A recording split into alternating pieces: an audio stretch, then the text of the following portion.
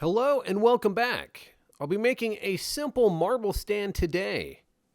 It's just a simple loop with a hole in the middle to put your marble on display and keep it from rolling away.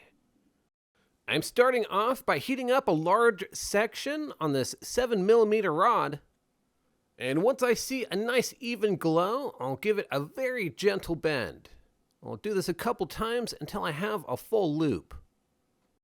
If you're making larger marbles, you may want to use a thicker rod as well. That way the size of the base is more relative to the size of the marble. To do these bends, it does take some practice. As Yoda would say, you do or you do not. There is no try.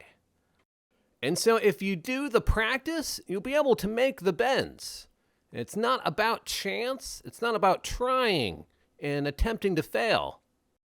I remember when I first started practicing, I made a simple marble holder, a large chunk of glass, flattened out into a cookie with a crater pushed into the middle.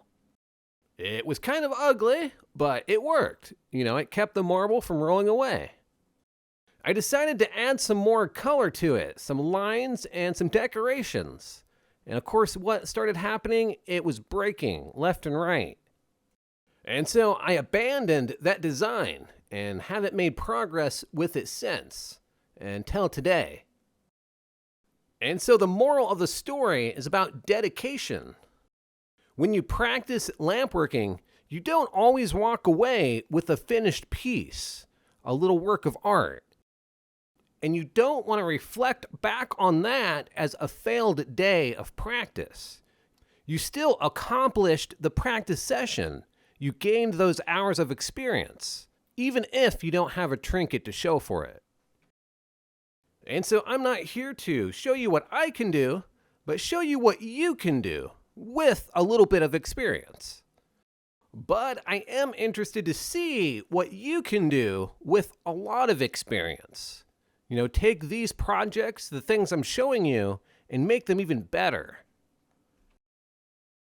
With that said, I don't want you to worry about impressing me, more so worry about impressing yourself.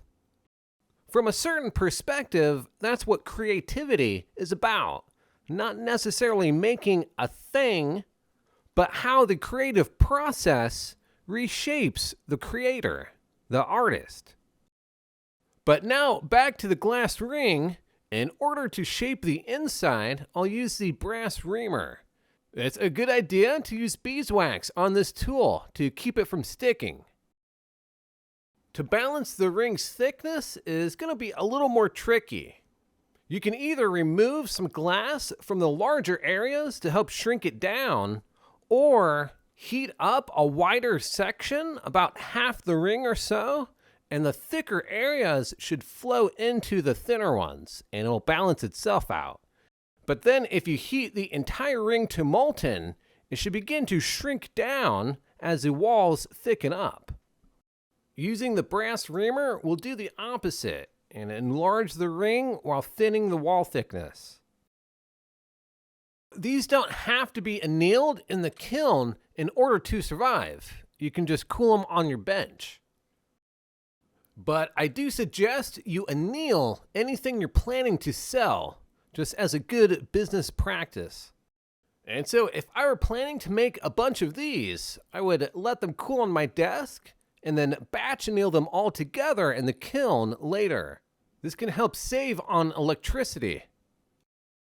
And now let's go ahead and test these out to see how they work. The marble sits inside that cavity pretty well, and then you can rotate around whichever side you want to face. I can even spin it very quickly without it falling out. This would be a great project for after you start making your first marbles. And you can learn how to make your own marbles here on the Jasa channel.